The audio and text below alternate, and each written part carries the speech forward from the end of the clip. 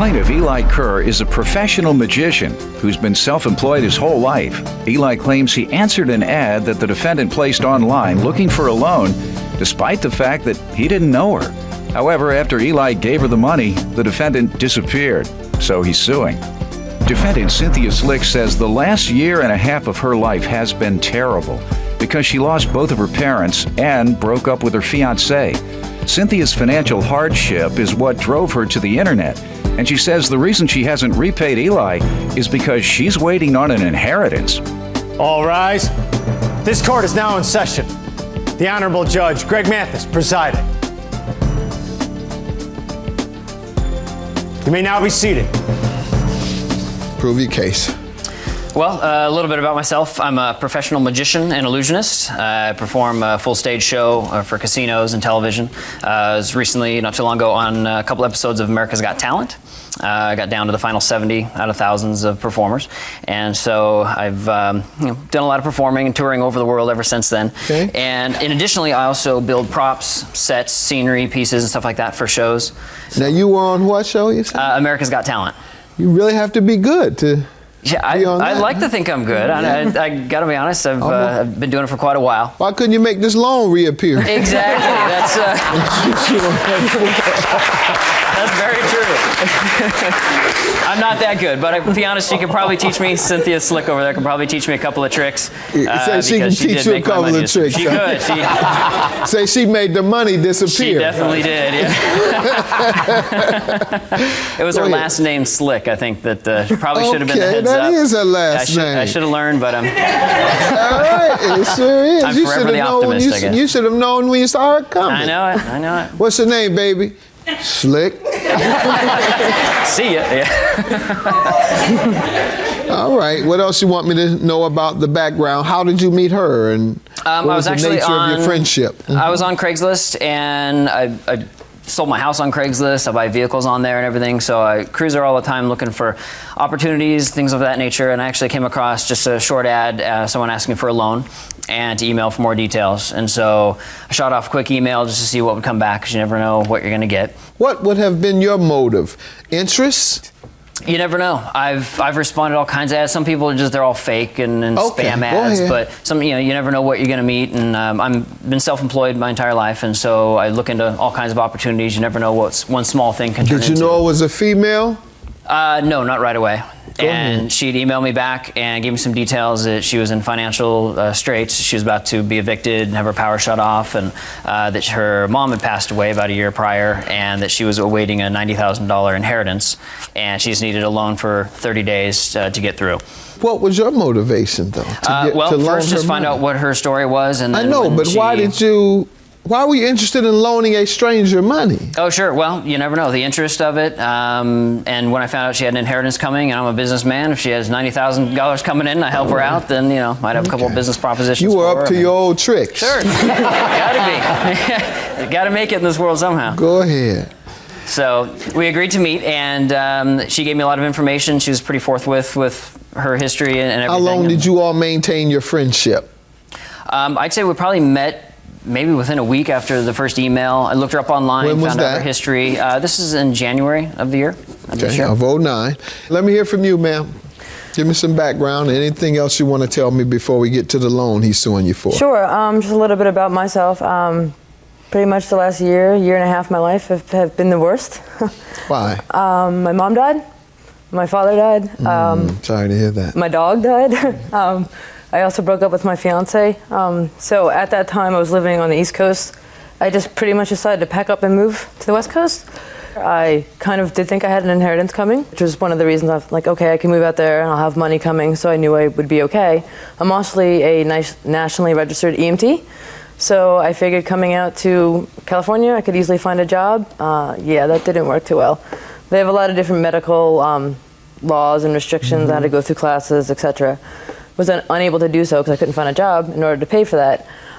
Then about the inheritance, a family member kind of stepped in and decided that he wants to claim it all to himself, and kind of going through some red tape, and I still haven't even seen a penny of the inheritance yet. What do you mean claim it? It was either a will, or if there's no will, state law applies. People can't just claim something. There was a will, but one of the family members is contesting the will.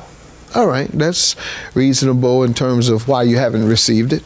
And I guess financial hardship is what drove you to the internet? Absolutely. How much did you ask to borrow? I didn't. When I put the ad up on Craigslist, I just said that I was pretty much in a financial bind, and within, I would say 2 days, I had like 70 responses of random people offering to loan me money. Did they read the part about the 90,000? No, because I didn't put that in there because I didn't want to attract weirdos. How many people responded to I would say, in all honesty, 60 to 70 responses. My email box was insane, and all the ads just said, for saying, I want to borrow some money. well, it said that I would be willing to pay back double the amount that I borrowed. Okay, well then so that's there you why. go. All right, I'll respond to that. Until I found out your name was Slick. Well, Go ahead. The first response that I started going through them, and a lot of them were a lot of it was spam. And then one was a guy said, I'd love to meet up with you. I would be more than glad to loan you $6,000 if you'll have my kid. Oh. That wasn't mine. No, that was not Eli's. No. He didn't even know you, sight unseen. Pretty much. I thought it was a joke, so out of pure curiosity, I had to respond to it. And I said to him, are you kidding? And he said, all I really want you to do is have the kid and hand me over the kid. So I had another outrageous one, was a guy said, I'll loan you $1,000 if you let me and a couple of my friends come over for a good time. A couple of my friends. There was some other random ones, like some guy offered me to live in his van, and I mean, it was just really weird. To live in his van? I had a lot of really bizarre ones. So, but I was pretty much ready to take it off the internet, and then I read Eli's email, and it was actually a normal email. He was like, "Hey, my name's Eli. I live local. What's your situation? What do you need?" Okay. And I was like, "This seems kind of too good to be true." So I responded, told him what I needed, and when I believe it was maybe a week or two, we communicated back and forth email. Then Eli asked for like a phone number to give me a call. Called and talked on the phone. Still sounded like a normal, legit person. I mean, he didn't seem like he had any ulterior motives.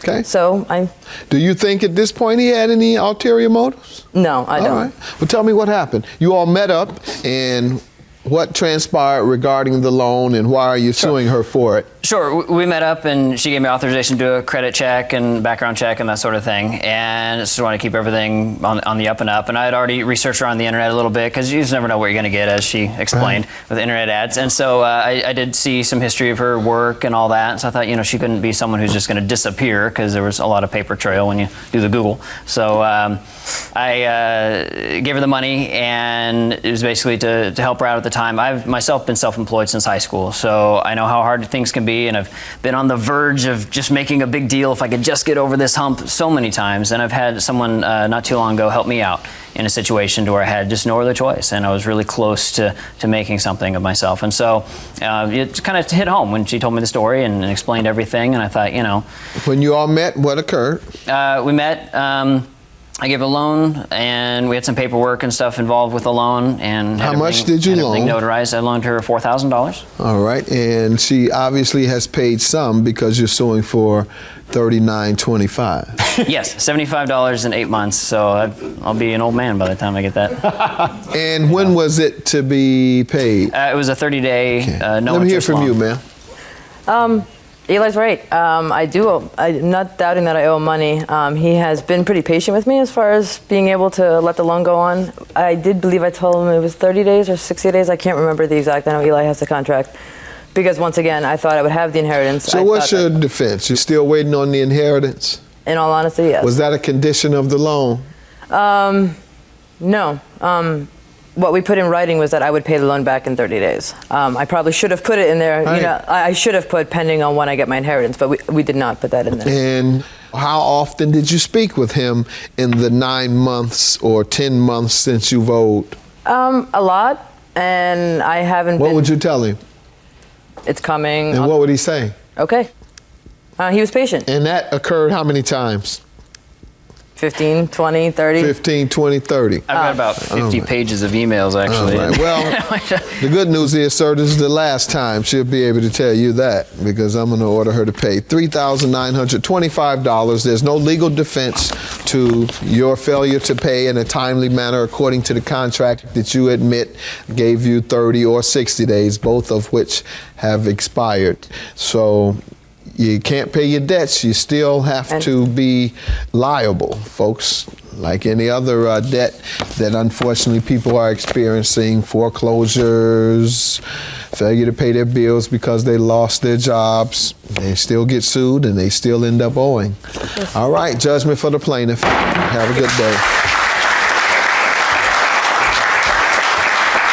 I shouldn't get involved in things like this, but I tend to anyway, and you never know what one small thing can turn into. Now I'm on TV, so you never know what will come of things. So. Well, I think that I probably would still use Craigslist again for the same reasons. I was lucky I met somebody like Eli versus some other people, so yeah, I probably would.